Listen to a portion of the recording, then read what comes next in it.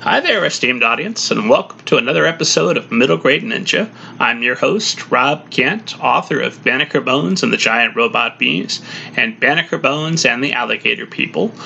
Both books are available now as paperbacks and ebooks. The first book, Banneker Bones and the Giant Robot Bees, is available as an audiobook. And the ebook is free to download whenever you're listening to this, wherever fine ebooks are sold.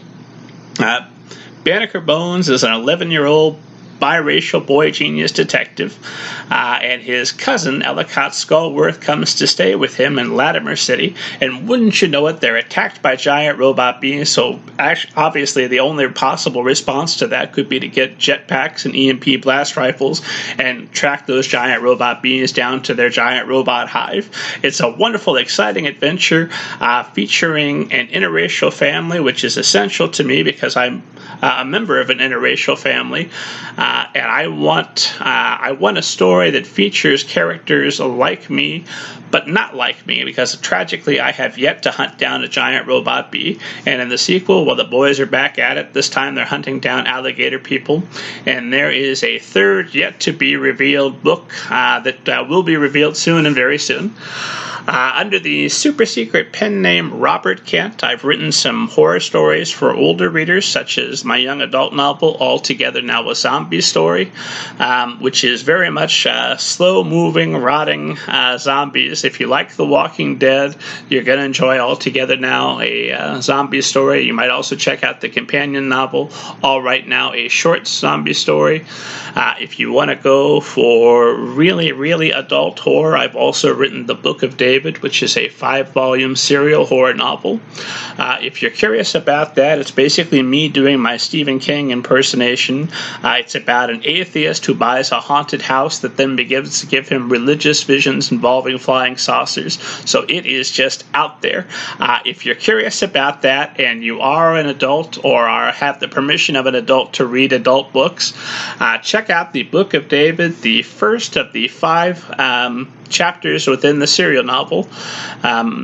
I call them chapters, but the 5th chapter is actually the longest novel I've ever written. But the Book of David, Chapter 1, the ebook, is free to download whenever you're listening to this, wherever fine ebooks are sold. So you can dip your toe in, try it out with Chapter 1. If you're having fun, by golly, Chapter 2, 3, and 4 are waiting for you, and 5 are waiting for you.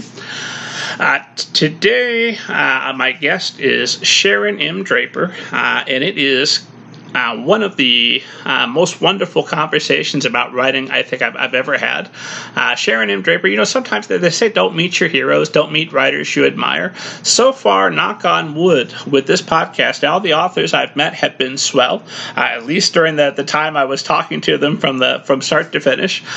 Nothing but positive experiences, but this episode was really wonderful for me to get to record, and we did some things that we don't normally do. We used a software to allow us to record this interview by phone, which is why you'll notice the audio quality is a little bit different, and the software kept dropping out on us. In fact, at one point, we continued talking for well over an hour before we realized that we'd been the only ones enjoying that part of the conversation. So this is one episode where I unequivocally have had the advantage of learning more than you, and I got to enjoy that just for myself. There are some other technical issues as we go, but there's so much wonderful information packed within that I've just edited around those glitches as best I can to present an uninterrupted program for you.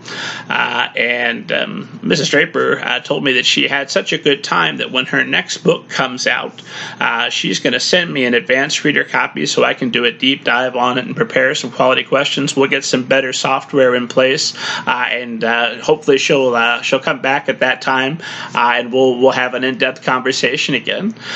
For today, please enjoy this wonderful interview with Sharon M. Draper.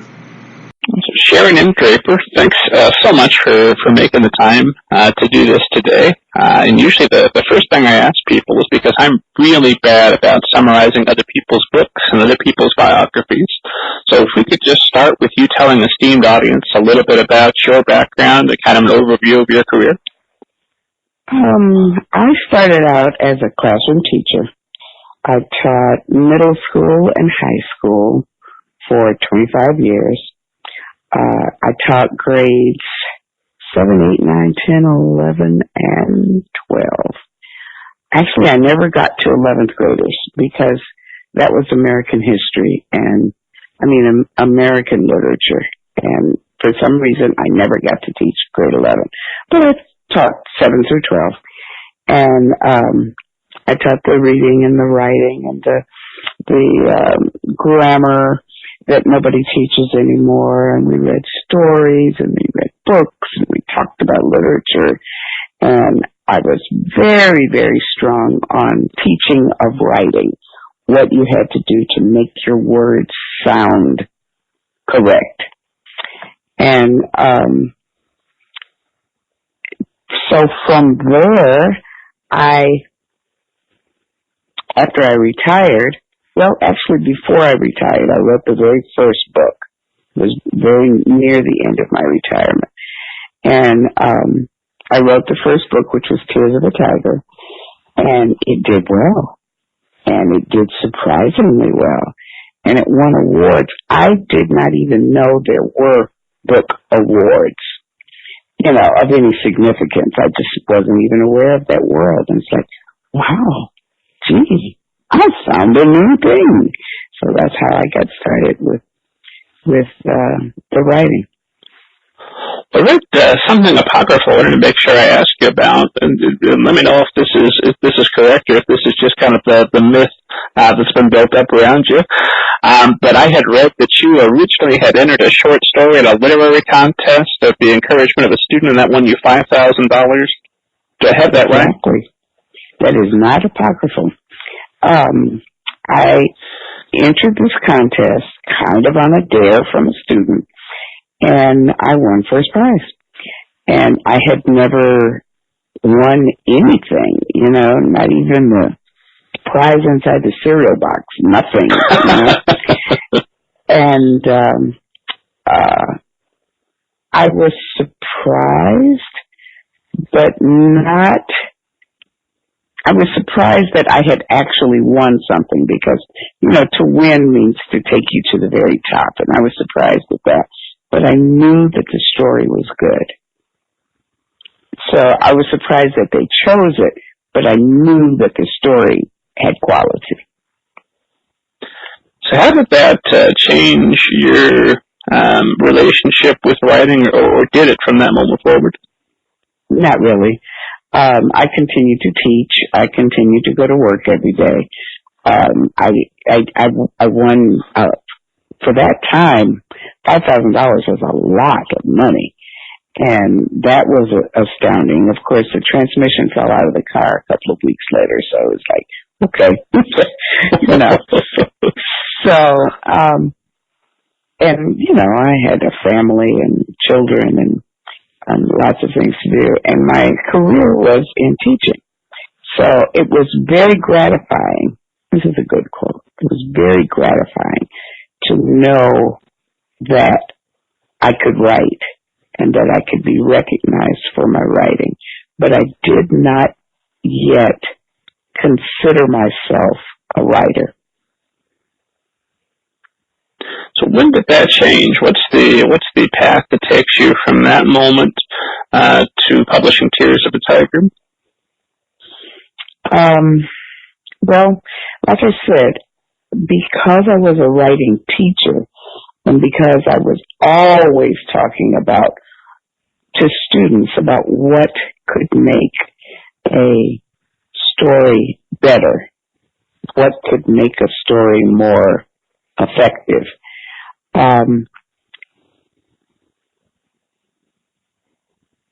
It was, let me see how I can explain this. It was a natural growth process to go from writing that short story to trying to write a book. I wrote that during study hall. I don't know if they even still have study hall, but the kids would have study hall, which means I was the monitor, which means I had time too. And so I would write little pieces of it, and I sent Tears of a Tiger to 25 publishing companies when I finished it. I let my students read it. They all said it was fairly good, and it was not bad, which is great praise from a ninth grader. Sure. And so I sent the manuscript of Tears of a Tiger to 25 publishing companies. I did not know the proper way that one is supposed to submit writing to a company. I just picked the names of companies out of a book of, how to get published. And I got 24 rejections and 1 yes, and it was Simon & Schuster. Sorry, I'm sure the other 24 companies have been kicking themselves these many years later. I don't know. Because it's worked out well for Simon and Schuster, because that one went on to win the Loretta Scott King Award, correct? Yes. And it was the very first time this award was given. At the time, it was called the Genesis Award, but they had to change the name because evidently somebody had already copyrighted that name or something. So I think it's now called the New Talent Award. But it was the first time that it was given. And the company wasn't exactly sure what it meant, except that it was something really, really good, because it was announced on the same day that they announced all of the big winners, the Newbery, the Caldecott, those kinds of things. And I was basically unaware of all of those.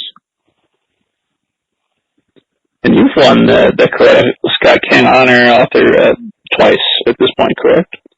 It was twice the honor and 3 times the what's it called? The second honor. Twice was the full honor, and second time was the I'm supposed to be able to think of the word. The secondary honor. What was second place for it? So let us move vicariously through you a little bit. What's it like to be going from writing a book there in study hall to winning the Coretta Scott King Author honor, and to go on and have your book become such a huge success? What is that experience? Well, it was a really pleasant journey because I wasn't aware of the destination. I didn't have any great plans for my writing career, which I'm putting in quotation marks. I didn't know. It was a joyous journey. I got to go to the ALA conference that June, and where the award was given, and we got to march in. All of the authors got to march in a line, and we walked in, and everybody stood up and applauded, and then we all sat up on this high table where they fed us wonderful food, and then I got to stand up and give a speech, and all of a sudden I was, oh man, I really like this. This is glorious. That's every writer's dream. That's great. Right. But see, I didn't have expectations of, ooh, I hope I can do this or win this or achieve this. It was, oh wow, this is so much fun. So it was completely different, the way that it happened. I learned as it occurred, and that made it wonderful. And obviously, it made an impression because you went on and you wrote the whole Hazelwood trilogy, among many other novels that you since published. The Draper trilogy, the Sassy books, the Ziggy and the Black Dinosaurs, just nonstop series. So you've been very prolific since that time. Haven't you written some of those prior to Tears of a Tiger? No. All of them came after Tears of a Tiger. There is one interesting little fact. The first chapter of Forged by Fire is a variation of the short story that won the contest. When I first won that writing contest, the very first thing, the short story that I submitted was a variation of what ended up being chapter 1 of Forged by Fire. Did that make you nervous at all, varying that, knowing that you won the $5,000 was a big deal? No, like I said, I didn't know what I was doing. So, but I knew that the story was good, and so I took that story because I had the characters in Tears of a Tiger, and Gerald was a minor character but important. I took chapter 1. I took that story. I made it chapter 1 of Forged by Fire, and then created the story for Gerald, who was a fairly minor character in Tears of a Tiger. And then I wrote the third one, The Darkness Before Dawn, to kind of finish up the trilogy. And did you always plan on making it a trilogy once you started the second book? No. So you just kind of did you write them as they came to you? At what point did you know there were three books here? Forged by Fire ended up being very successful as well, winning all kinds of awards. And I said, I think I like this writing thing. I might be good at it. So it seemed incomplete, and I wanted to focus on a girl character. So I used the girlfriend of Andy from the first book as the main character of the third one. And I said, well, gee, now I have a trilogy. But no, it was not planned. It was not something. Young writers today know that they're going to write trilogies. They have their agents call the publishing companies and say, I have this wonderful young writer who has a trilogy in mind. They know that there is such a thing. I didn't. I wrote the first book and it was good. I wrote the second book and it might have been better. And so I wrote a third book and, oh my, I have a trilogy. How wonderful. Well, I know that I've been reading about you and your process, and you've been teaching long enough then that you approached Tears of a Tiger with intention. I know you wrote intentionally short chapters and got drama right up front because you knew what kind of books the teens didn't like, correct? Correct. The Mill on the Floss and Silas Marner are not popular books with high school students. You know, the books that are still required reading. David Copperfield is a wonderful book, but today's teenagers don't have the patience to read David Copperfield. It's a different reading audience. So I knew that my students needed short, powerful chapters, but also very literary. They get the literary part of the reading experience without even knowing it because they get involved in the characters and the action. So how does that differ when you're writing for a younger audience, for the middle grade audience? When I started writing the Ziggy and the Black Dinosaurs books, my children were about the age of the kids in the story. And they got into, especially my boys, got into all kinds of ridiculous and silly adventures. And so I kind of had my own children in mind as I was writing this story about these little boys who discovered things and found things and who learned something about their community, about their history, about themselves, but had fun doing it. And they never had to go outside of their neighborhood. I had to keep them in that safety zone because children that age can't go a long distance by themselves.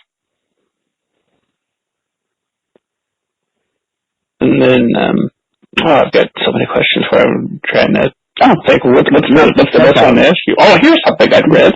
I read that as a child, while we're talking about kids and reading, that you had read every book in your elementary school's library. Is that one true, or is that one apocryphal? That is pretty close to true. It was the library down the street. I was within walking distance of the public library. And from the time I was very young, 3 maybe younger, my mother would walk me every Saturday down the street to the library. And at the time, you could check out 10 books, and it was too much for me to carry. But my mother and I would come back with 10 books, and I would read them all. And the next Saturday, we'd go back and we'd get some more. So the librarian got to know me, my family, the dog, everything. If I didn't show up on a Saturday, they would call and say, "Where are you? Are you okay? Are you sick? I've got a new book coming." So I just kind of devoured everything that was there on the elementary, how libraries are divided into the adult side and the children's side. So most of the books that were there on the children's side of the library, I had the opportunity to read.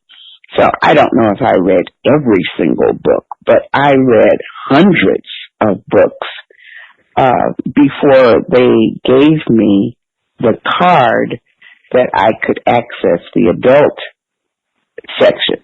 And that I remember really clearly because I think you had to be 12 or 13 before you could check books out from the adult side. And I think I was 11, and the librarian said, "I have something for you."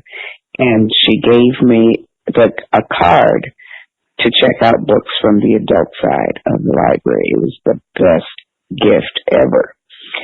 So a whole new world opened up. It's like all those books that were with the thick books, 600 pages, and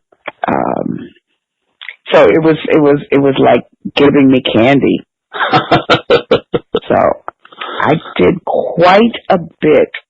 I made quite a dent in the number of books at my local library.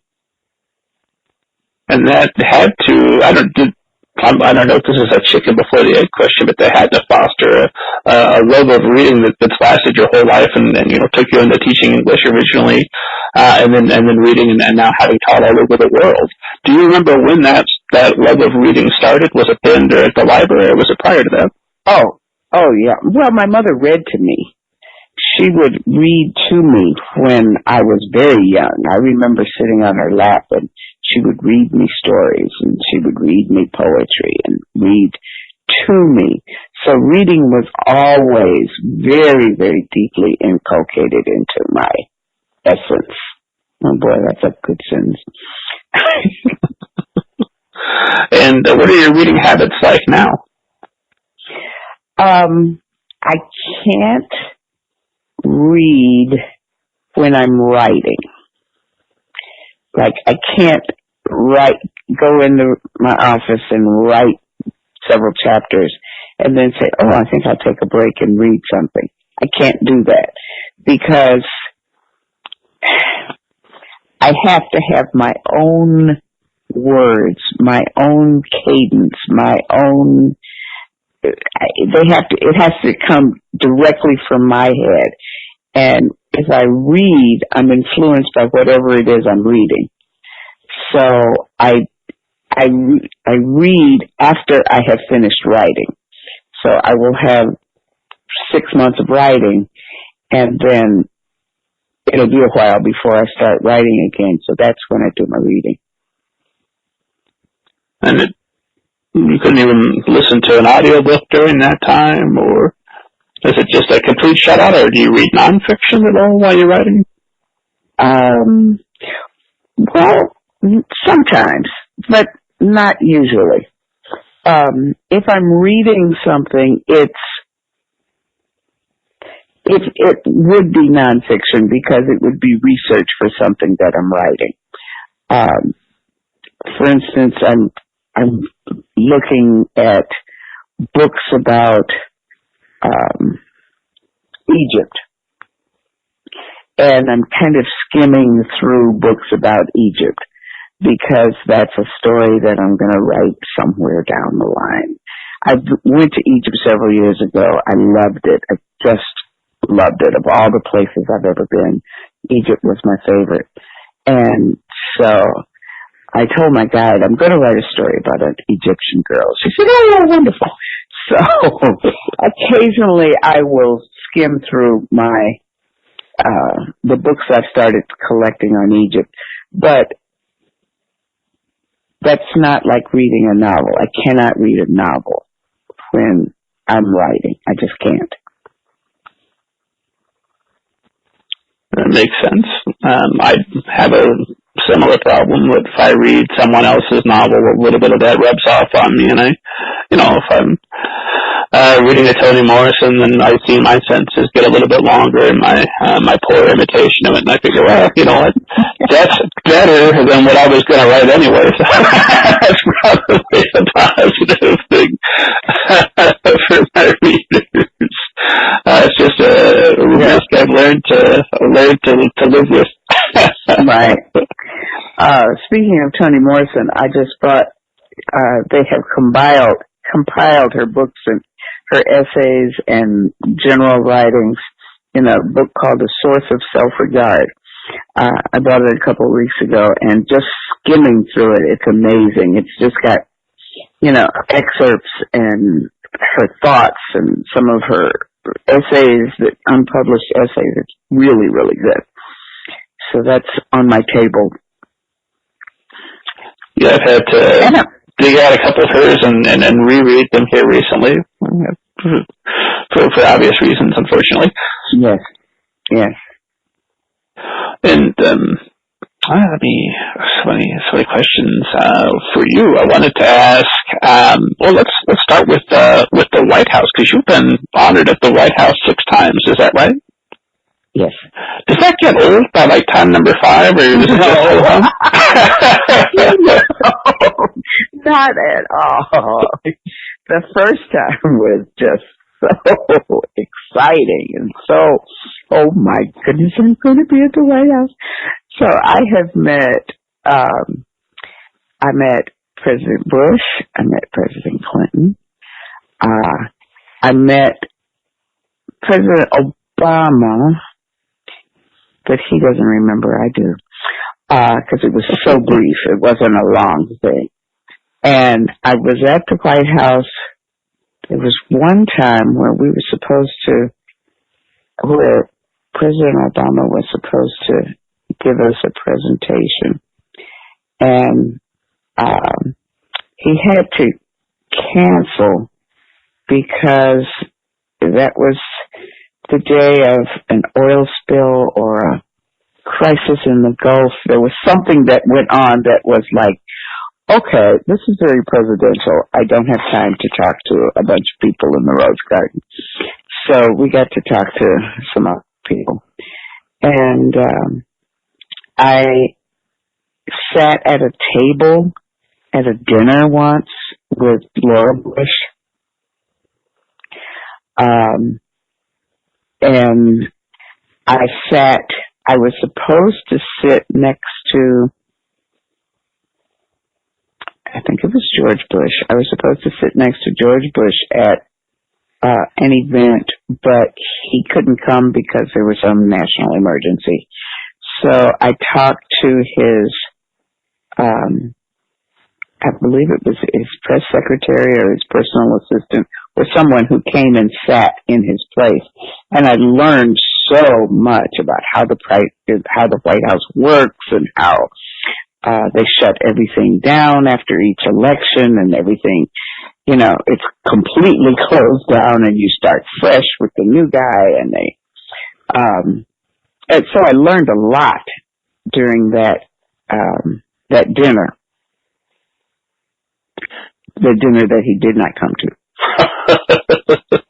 So what's the, for all the authors who are listening who desperately want to be invited to the White House one day, one, what's the best way to get invited? And two, once you get there, how do you behave and how do you make sure that you get invited back? Because it obviously went well the first 5 times. There's no way to figure out how to get asked. It just happens. Laura Bush used to do the National Book Festival in Washington, where authors were, and I think they still do the book festival in Washington, but it's no longer done through the White House. I think it's been moved now to the Library of Congress, who kind of oversees it. But at the time that I went, Laura Bush was very interested in books, and that's how I got invited to these dinners, because I was one of the featured authors. I got to speak at one of the national book festivals, and the speakers got to have dinner with the dignitaries, and so that's how I got seated at the table with Laura Bush and next to George Bush, who didn't come, but it was still cool. The dinner was delicious. So to tell authors, you don't aim for that. I tell authors, don't aim for the glory. My goodness, you'll get bored and you'll get tired and you'll get disappointed. You aim to write the very best piece that you can. The very best piece of writing for your audience. And if it is the very best, it will get noticed and it will rise to the top. You do not aim for, I'm going to write this book because I want to get invited to the White House. No. You write this book because you want the young people that you write for, or whatever your audience is, you want your audience to say, to hug the book when they finish it. That book was so good, I just want to hug it. That is what you aim for. That makes sense, and I certainly just yesterday finished Stella by Starlight, and that's very much how I felt afterwards. I wanted to hug that book. Oh, thank you. But Stella by Starlight was inspired by my father and my grandmother. Yeah, I read that. Ask about specific books, but I can. Oh no, I want to ask about them all. I'm going to pick your brain for as long as you'll put up with me. Sooner or later, you say, "Rob, really? I've had enough. This was lovely, but please, I need to do something else, and then I'll stop asking questions." But until then, by God. Oh no. My morning is completely free. I read that you had, was this 1983 that your grandmother passed, and you got a journal that she'd written when she was 10. Do I have that right? Yes. When I was a little girl, my grandmother lived in North Carolina. I lived in Cleveland, Ohio. But every summer, we would drive from Cleveland to North Carolina to visit my father's mother and the other relatives in this little town that apparently I was related to all of them. It was, that kind of very, very small town in North Carolina. And it was some of the happiest times that I could remember, because growing up as a city girl, there were rules, there were standards, my mother was very, very, what's the best word to use? My mother was very demanding on us as children. as far as being models of decorum. But when we got to the farm, my grandmother would say, "Why are you wearing shoes? You don't need your shoes. The roads are clear. Go ahead, do what you need to do." And she would say, I said, "Well, what time is bedtime?" She said, "Whenever you get sleepy." Well, can I do it? Sure, go on over there. You wouldn't touch a cow? Here, I'll show you. That kind of thing. She was just so matter of fact and such a wonderful lady. And it was a different kind of freedom because there weren't the rules and restrictions of my very proper childhood. So I enjoyed being there, just being with her. I remember the first time she gave us a glass of milk, and it was warm. And I kind of frowned at it because, why'd she keep the milk out all night? Why wasn't it in the refrigerator? And I said, "This milk is warm, Grandma." And she said, "It just came out of the cow." And I'm going, "Oh, okay." I had never made the connection. I knew that milk came from cows, but I had never made the connection that directly. That milk had just come out of that cow. And so it was delicious. And, it wasn't pasteurized. Sorry about that, esteemed audience. We had a slight technical difficulty, but I believe we've got it corrected now. So, Ms. Draper, we were talking about Stella by Starlight, and I wanted to make sure I asked you about the conflict in that story, because there's plenty of conflict with Stella and her family and everything that's going on without the introduction of the clan. But, of course, the story opens very dramatically with that, with Stella witnessing the burning of the clan burning across the river. And so that kind of sets the tone, and then the clan is sort of looming large throughout the first half of the novel on everything that's going on. So why was that the best place to open your story? And also, what are just some practical tips for discussing something as ugly as racism for a middle grade audience? It is difficult to discuss racism with young children, although when I talk to children in 5th and 6th grade, they are well aware of what racism is and where it exists. They see it all the time. They see it in their classrooms. They see it on the playground. They see it on television. They see it on all those videos on their phones that they're not supposed to be watching, but they do. They see it everywhere. Racism is rampant, and because it's ugly and because it's awful, it's more noticeable than kindness sometimes. Kindness is often overlooked when one person helps another person or one person is kind to another person. But racism is ugly, so it gets noticed and it gets attention. So I think kids are aware that there are racial differences by the time they get to 5th or 6th grade. They are not sure what to do about it, but they are forming opinions about people and about life at this time. So in Stella, I included the racism of the Klan at the beginning, but it was not. Well, I guess it does end up being overt.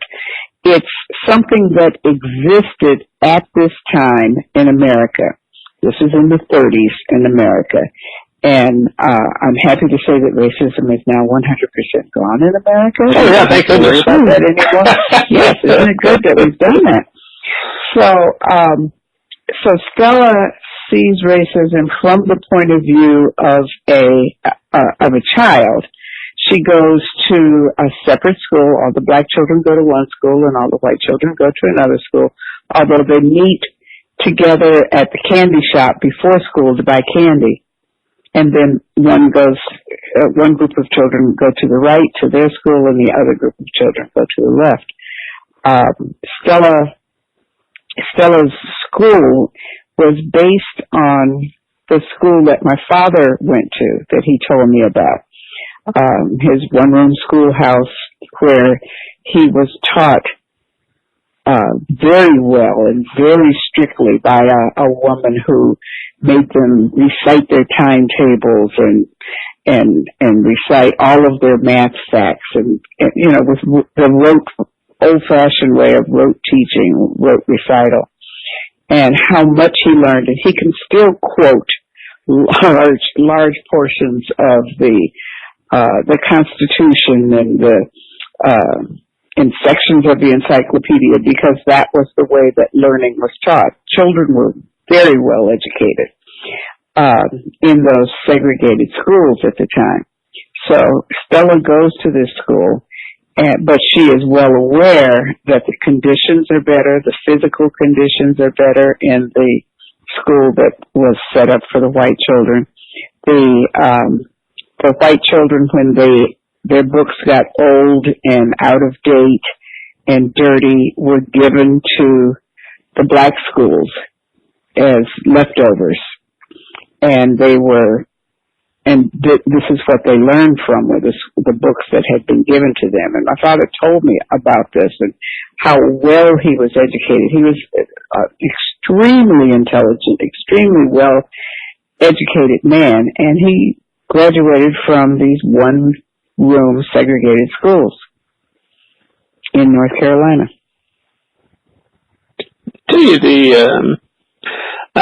When it comes to the long, sad history of racism, there's no end of terrible things you can pull up and say that here's a clear example.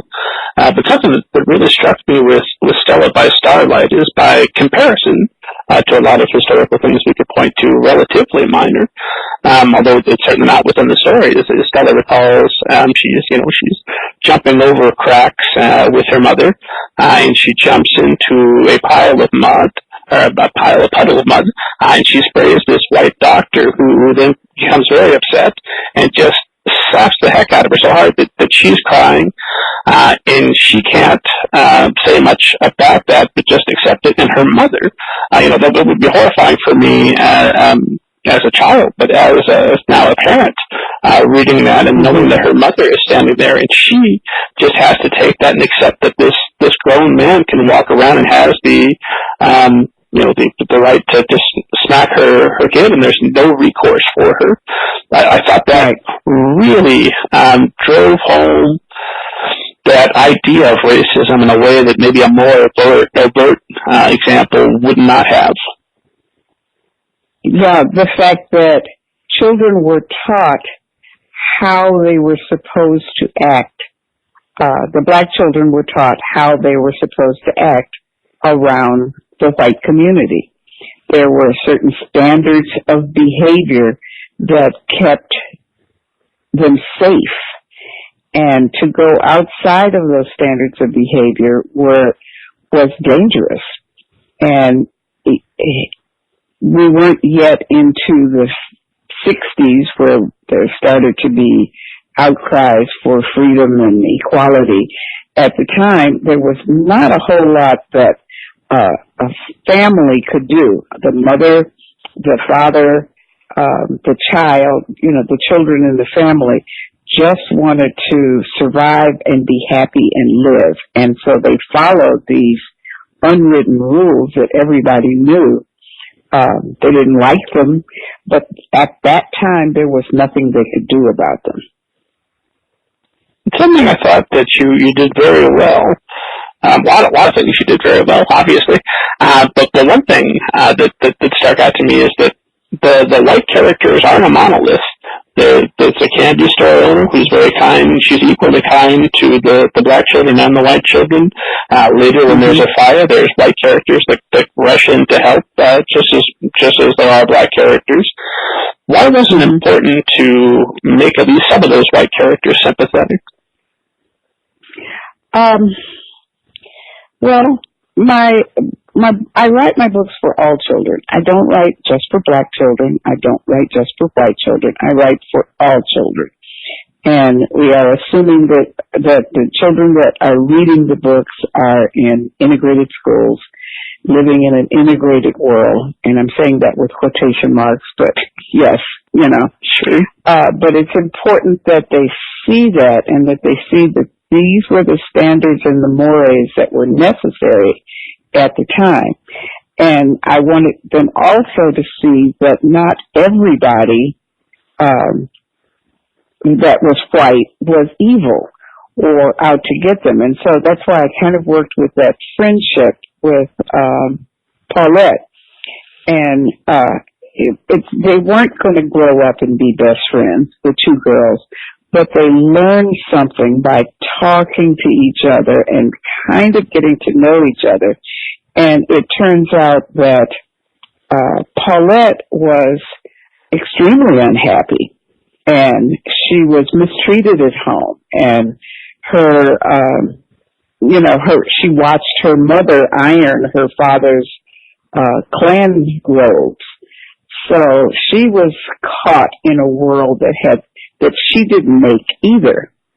And so the two girls, very hesitant, getting to know each other, was the beginnings of what hopefully future friendships can be. So, while we're talking about that, how is it different how you discuss that period in history and racism in that period versus when we encounter it again in your most recent novel, in Blended, where 11-year-old Isabella is encountering that both in her school and also in the differences between her two households, because of course she's code switching between her white mother's house and her black father's home after they've divorced, and she's going back and forth. How does that change with the more modern setting? Well, because Stella is set in the 30s, standards were different in the 30s. Isabella's story takes place today, and we are living with whatever the standards and mores of social behavior exist now. All schools are integrated now. At least they're supposed to be. But, of course, they're segregated by neighborhood and by, the schools are still segregated by race, only it's not prescriptive. It's just that, a school in a poor urban environment is going to be probably mostly African American in certain neighborhoods.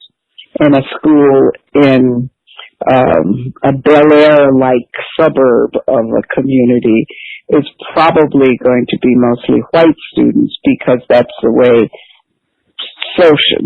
society has set itself up as far as neighborhoods and neighborhood schools go.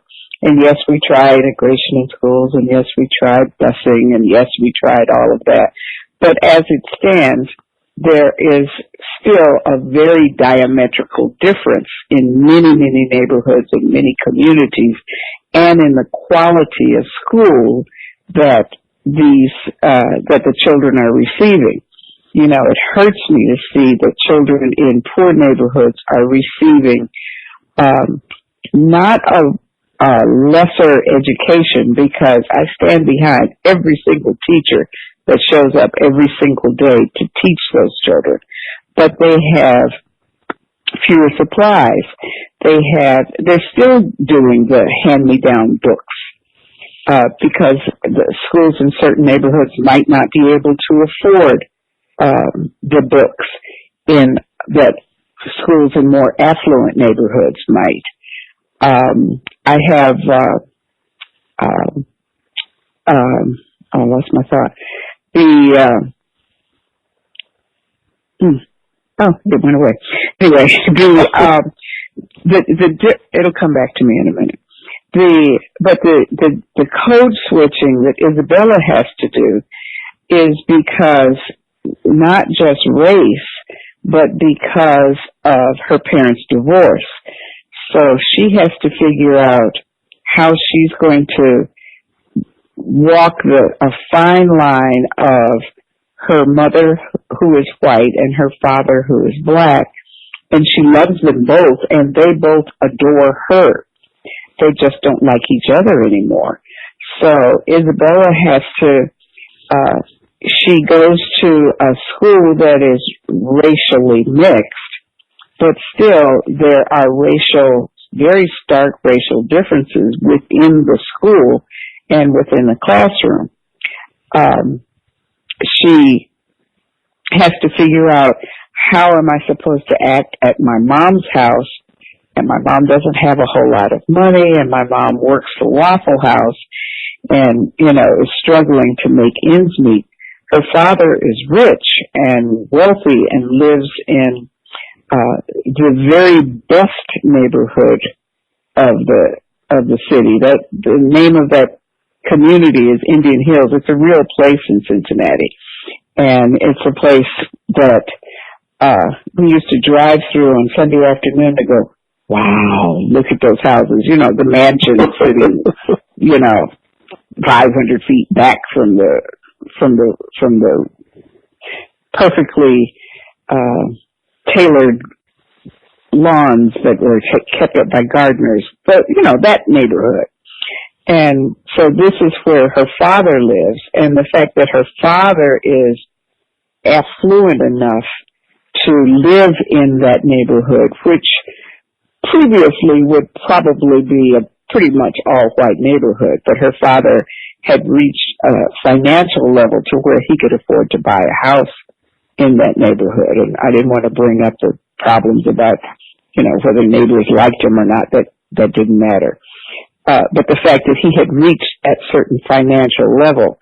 So Isabella has to figure out what to do with her father who has money and her mother who does not have so much.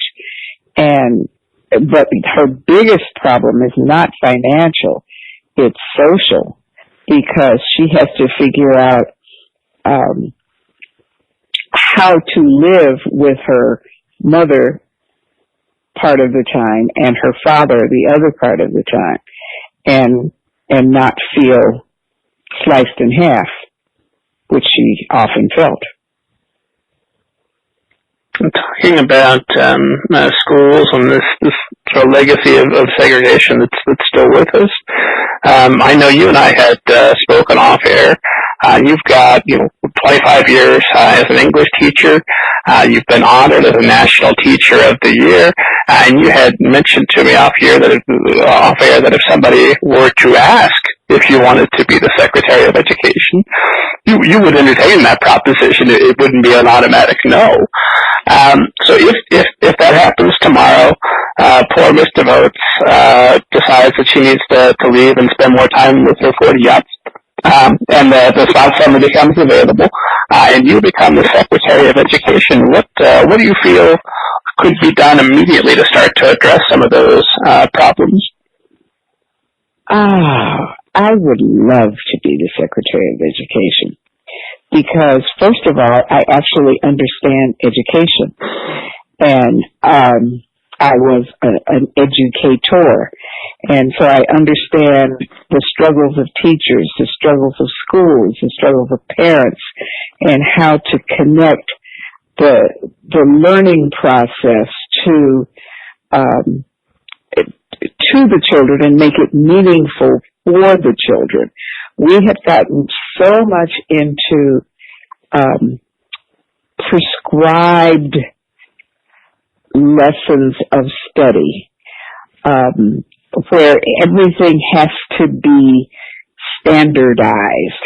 Everyone must teach the same way at the same time. And no two children are the same. You can't do that. You can't have an educational system where they assume that everyone must know this at the end of grade 3 and everyone must know this at the end of grade 5. Me, I'm not ready to learn that until I get to grade 5. And give me the options to be able to work out my own educational path. Let me play. Let me have music. Bring back music and art and gym, which that's the first thing they cut, are the music programs, because, that's unnecessary. And the art programs, we don't need that. And that's what makes a whole human being, is the art and the music and the creativity is what makes a whole person and what creates a learner. So if I were Secretary of Education, I would start with learning, and I would start with education, and I would get rid of tests. I'm not saying that we don't need to have evaluation at the end of a season of learning, that there should be an evaluation, but the world should not revolve around my test scores. I should not be defined by my test scores. My future should not be determined by my test scores, but my future should be determined about what I have learned and how well I can express what I have learned and how I can apply my learning to my life. Oh, that was good. I do feel passionate about that, and yes, I would love to be Secretary of Education. And I think we're composing your campaign speech on the fly right now. I think so. Let's make sure we record that one really well, so that when I need it, I'll have it. But yes, I feel very strongly about that, about the need for learning and loving learning. Learning's not hard. You just need somebody who loves to teach it, so the children will love to learn it. Of course, you've had the opportunity to teach all over the world. At one point, you were the United States representative to the Russian book festival. Yes, I went to the book festival in Moscow. I did some teaching in China. The schools in China are run very differently than American schools, and you have to get used to the system. And I've had the opportunity to see the insides of lots of schools in lots of countries, and we have an amazing school system set up in the United States that's with just a little bit of love and softness can be made something really, really powerful and really, really meaningful for children in this country. What has teaching in all those different environments taught you specifically about teaching? Because you're an English teacher, and my passion runs toward reading and writing. What has all of that experience taught you specifically about the best ways to teach a love of reading and a love for writing for multiple students? Children they learn a love of reading by reading what they love. It's not hard. It's not rocket science. You meet a child that says, I only like race cars. That's the only thing I care about. I'm going to be a race car driver. Then you give him books about race cars. You give him math projects about how fast race cars can go around, how many gallons of gas it takes, what is the consumption as it goes around. And because he's interested in race cars, you have taught him way more than he would ever have learned by saying, okay, today we're going to learn consumption math. I am bored. No, we're going to learn race car math. You see what I mean? It's like individualized education. And I realize you cannot individualize learning for every single student. But if teachers have the option of getting to know their students and getting to know the needs of their students, it is possible. A good teacher can do that within the confines of a classroom and can provide learning that is meaningful for a child. Children want to learn. When you see the first day of school pictures that parents always post, because,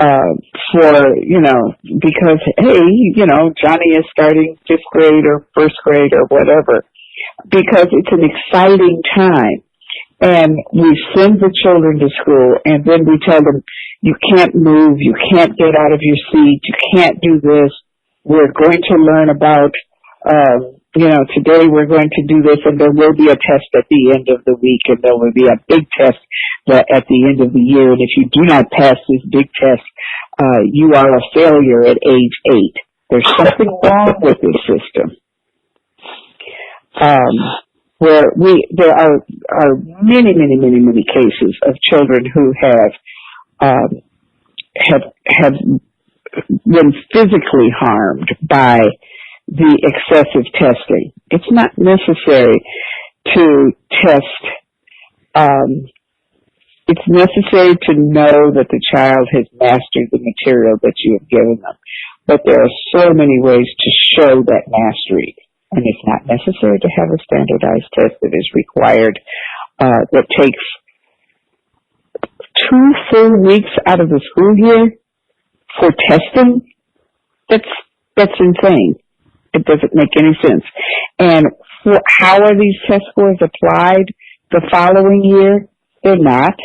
It's just another test at the end of 5th grade and another test at the end of 6th grade.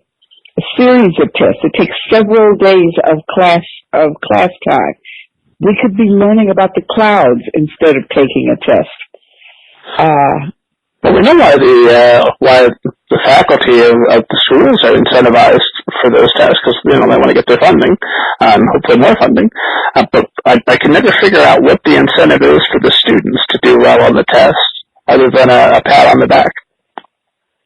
And if you don't do well, then you're likely to be held back and have to do the 3rd grade over again, or do 5th grade over again, while all of your friends and social standing is so important as children are growing.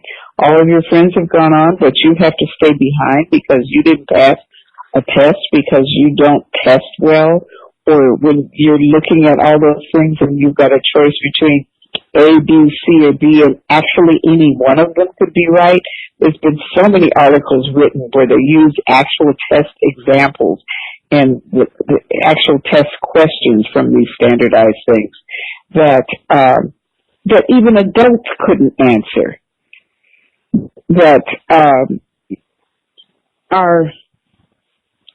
I'm not a fan of standardized testing.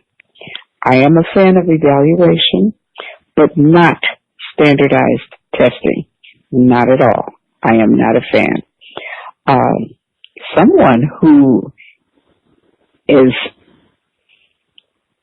Someone's making a lot of money off of testing, and it's not benefiting kids. It's benefiting whoever is the creators of these tests. What we gotta do is figure out a way for them to still make a lot of money, but make a lot of money based on teaching students and delivering a quality education. If we used all the money that we use to buy these tests and increase the salaries of teachers so that we could attract more and more people into the classroom, people want to be teachers, but they can't because they're not paid enough. There's so many examples of teachers who have to work second jobs in order to get enough money to raise their families. There's something wrong with that. Teachers should be the highest paid and highest respected members of our community because we are teaching your children. Therefore, pay us and we'll do a good job. And we will attract the best and the brightest to go into the classrooms. You got my vote. Put all of that in the campaign speech, and by golly. All right, I'm going to call you now when I get tapped to run for the office. Absolutely. I'll head out on the road with you. Okay. Well, all I need is the opportunity. Well, after this podcast drops, I'm sure your phone will be ringing off the hook from the administration. Yeah. When I was at the White House one time, I saw the Office of the Secretary of Education, and I was disappointed in how small it was. I said, we'll have to improve on this. That was 20 years ago, and I already saw the office and had plans for improving it. And I had to paint it and everything. Have you seen it since? Yes, last year before, I think we were there for some event. Oh, okay, so have they made improvements? Have they added at least a nicer chair or something? We just were going down the hall and peeking in. We didn't have an audience that time. Okay, It was a different event. Let me pivot back to books just a little bit here, because we kick around, but if we got through our whole conversation here, we didn't talk about Out of My Mind. So something I wanted to make sure I asked you about was Melody, because I know you've been quite adamant that you did not want people to feel sorry for Melody. Why is that?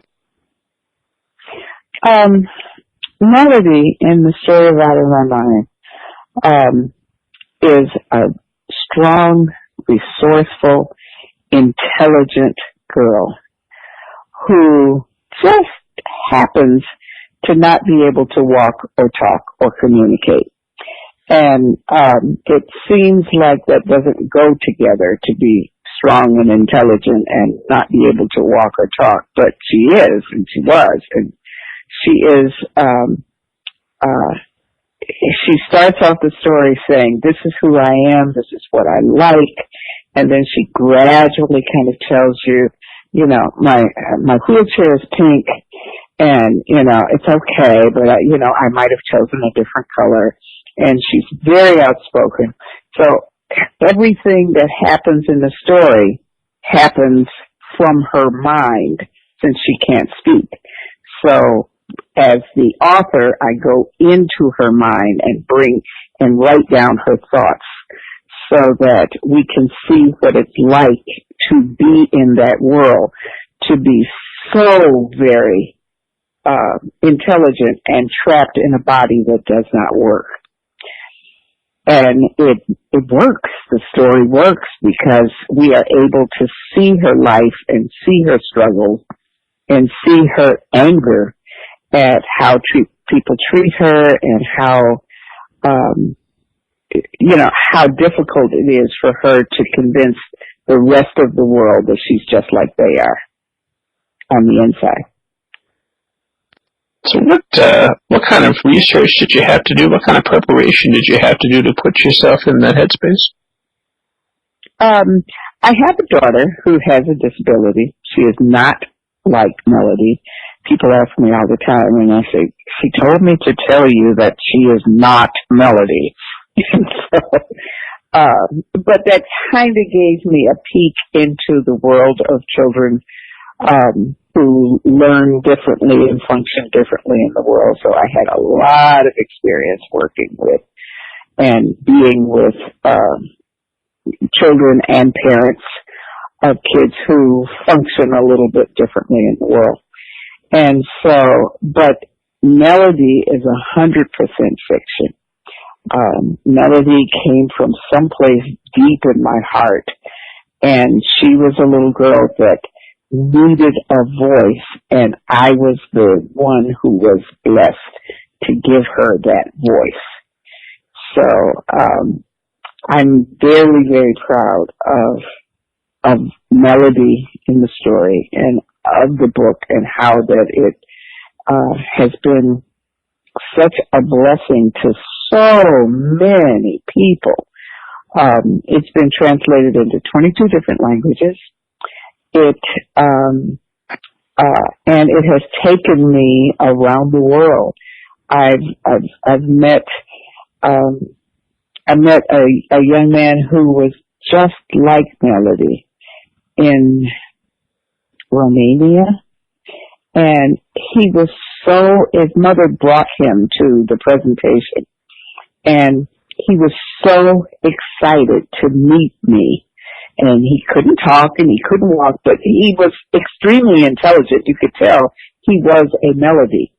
And he was just so excited to meet the person who had written his story, who explained what it felt like to be trapped inside his body. And I have pictures of him. He was just an amazing young man. And we laughed and joked, and he was just so happy because he had finally found somebody who understood what it was like.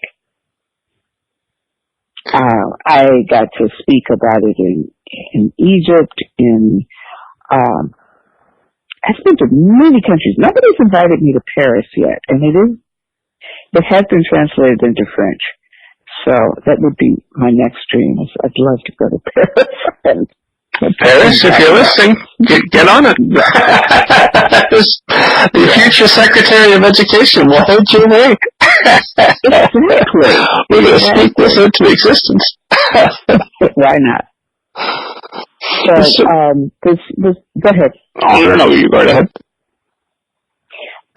It's just that the story has resonated with so many people and on so many different levels, because people sometimes walk past a person in a wheelchair, partly because they're not sure whether they should speak or not, or whether they should say anything or not, and so they avoid eye contact. And I was telling you earlier that I had hurt my leg one time, and I needed a wheelchair in the airport. And I noticed that as I was being pushed through the airport, nobody made eye contact with me. Not one person made eye contact with me. And I had not noticed that as a standing person, but as a person being wheeled, I was almost invisible. Nobody looked at me because maybe they were afraid, maybe they didn't want to upset me, they didn't want to insult me, maybe they were unsure, but nobody looked at me. And so that made me realize what it was like for Melody in the story. Nobody really looked at her the way we look at each other. The other thing in the story is where very early in the story she says, "My name is Melody. It's important." And when I talk to young people at schools, I will ask them, "What's your name?" "John," "Bob," "Billy." "What's your name?" "Caleb," "Nancy," "Mary." "What's your name?" That's the only thing that we really own is our name. Our names are important. Call people by their name. And the fact that she insisted on people knowing her name and being aware of her as a human being in existence and taking the time to look at her when she's in the mall and having eye contact with her in the mall. I once was in a store, and I was trying on dresses, and there was a lady there trying on dresses, and she had a child with her in a wheelchair, a little boy, and he was wailing, and he was making all kinds of noise, and she was getting frustrated, and so we came out of the dressing room at the same time, and the young man was really causing a problem. And so I looked at him and I said, "You're about sick of waiting for your mother to try on dresses, aren't you?" And he said, "Yes." Because if she tries on one more dress, you're going to scream, right? And he said, "Yes, yes, yes." And she said, "Oh my goodness, it just never occurred to me." I said, "He's an 11-year-old boy. You've got him sitting up here in the ladies' dressing room." And he just, and as they left, she rolled him away. And she turned around, he said, "Thank you." So it's like we don't see them as real human beings. And so I'm really proud of Melody that she got to be that real human being so that lots of people can understand what it's like to be her. So that the gentleman that came up to you, is that your favorite reader reaction of all time? Or have you got another one that you stole away for rainy days? Oh dear, let me see. It's almost every time I go someplace, I get really cool reactions. I get kids that want to hug me. I get, there was one little girl who wanted for everybody to leave the auditorium And she said, I want to sing to you. And she sang me a song that she had made up herself. And it was this beautiful song of her own creation that she had made because of her strong feelings for me and the books and reading and what it had done for her. I had a young lady who, I used to have a cardboard cutout of me that teachers could order for their classroom. And, it was funny for a while, and they used to dress it up for proms at schools. But this one girl was moving, and she was leaving the school, and she asked her teacher if she could take the cardboard cutout with her, because that would remind her of me and that visit that I made to her school. So we don't know how we touch people, and sometimes in very, very small ways, and sometimes in larger ways. And so I work really hard to make sure that the young people that I come in contact with, that they have positive experiences and that they remember it positively all the time. Like there was one little girl that helped me with a book signing. She was holding the books and helping me to stack them up, as people were coming through the line. And she wrote me several years later, and she said, "Do you remember that?" She said, "That was the most exciting day of my life, that I got to stand next to you and help you with that." And I think I gave her an early version of whatever the next book was, and she got a preview version before anybody else. Little things, those kind of things that change the lives of human beings. And I'm just very, very blessed that I am able to be one of those people that helps touch the lives of children in a positive way. So for all the authors listening who are going out to school visits and interacting with children, what would you say is the key, the most important thing to remember when interacting with children to make sure that you're creating a special moment that they're going to remember forever? In a school visit, it's sometimes hard because the crowds are sometimes large if you're in a gym or an auditorium. It's sometimes difficult. But it's important to call children by name, to say, "What's your name?" "My name is Lucy." "Okay, Lucy, tell me what your question is." That personalizes that moment for Lucy. And Lucy will forever remember that because her name was called and her name was special at that moment. I could tell you lots of things about school visits, of things to do and not to do. But the most important thing is the interaction with the children and making sure that they have a positive experience. Sometimes in the auditorium, they will take the kids with the disabilities and leave them in the very back of the room. And they say, "Oh, we'll just leave them back here because sometimes they make strange noises." "No, bring them down front. I want them here so that they can see and they can experience what we're talking about. If you have to take somebody out, that's fine. I don't care. But I want them down front. I want them close so that they can participate." I try not to be up on stage. I like to be down on the level that the students are at. Because when you're on stage, you're a stranger. When you're down on their level and I can walk up and down the aisles of the auditorium, I'm a real person. I'm not a celebrity up on stage. I'm a person who is standing close enough to them that they could reach out and touch me if they wanted to. It's important to call children by their name, because that's all we own, is our names, and that's important. It's important to answer their questions with absolute seriousness, even if it's, I make lots of jokes, and I'm silly, and esteemed audience, I apologize for the technical difficulties we're experiencing. You may hear a difference in the audio as we've had to kind of improvise a little bit here. We lost something so incredible. I had almost chickened out because how do you ask Mrs. Draper if she has seen a flying saucer? But regular esteemed audience, that I ask most every guest, whoever comes on, if they've seen flying saucers and they believed in them.